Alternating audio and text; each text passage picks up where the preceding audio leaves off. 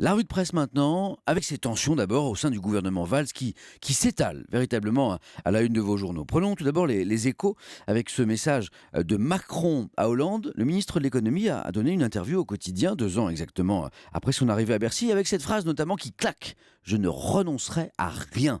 D'abord, fin septembre, il entend bien présenter un plan de transformation de la France, toute une série de propositions progressistes, dit-il, dans tous les domaines de l'action publique, y compris le régalien. Comprenez les domaines normalement réservés au chef de l'État. Alors les Échos lui demandent: François Hollande pourra-t-il incarner cette offre compte tenu de sa faible crédibilité? La réponse de Macron vaut son pesant de cacahuètes. Le temps de l'incarnation de l'offre viendra en temps voulu. Autant dire que le ministre de l'économie ne s'interdit rien. Vous voulez d'autres exemples de division, de tension au sein de l'exécutif? Pas de souci, vous prenez le Parisien, page 4. Le journal revient sur le couac retentissant entre Manuel Valls et Najat Vallaud-Belkacem et rappelle qu'avant l'été, les proches de la ministre de l'Éducation ont discrètement fait savoir qu'elle songeait, elle aussi, à se présenter à la primaire à gauche.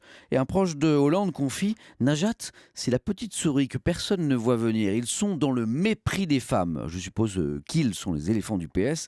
Elle est jeune, elle est beurre et elle a de bons sondages. Notre pays face au terrorisme, et cette une de la Croix ce matin: festival se rassembler malgré tout. Car le journal constate que malgré les menaces, de nombreux festivals musicaux de l'été ont enregistré une très bonne fréquentation, en hausse même parfois. Comment l'expliquer?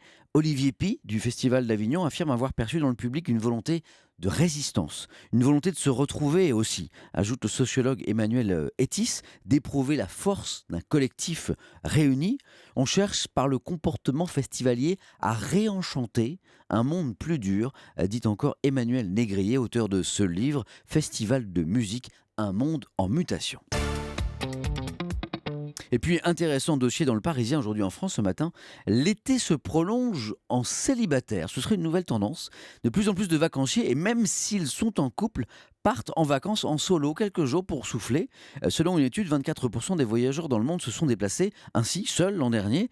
Et pour le sociologue Jean Viard, dans une société de vitesse et d'accélération, eh bien, il y a forcément des moments où on a envie de freiner, d'où le développement de ce type de vacances où on va méditer, se ressourcer, quelque chose qu'on ne peut pas forcément faire en couple ou à plusieurs. Alors on espère seulement que tous les hommes qui expliquent à leurs femmes qu'ils veulent partir seuls en voyage n'ont véritablement envie que de se ressourcer. Je dis ça, je dis rien. Et n'oubliez pas la revue de presse de Natacha Polony, juste après le journal de 8h30.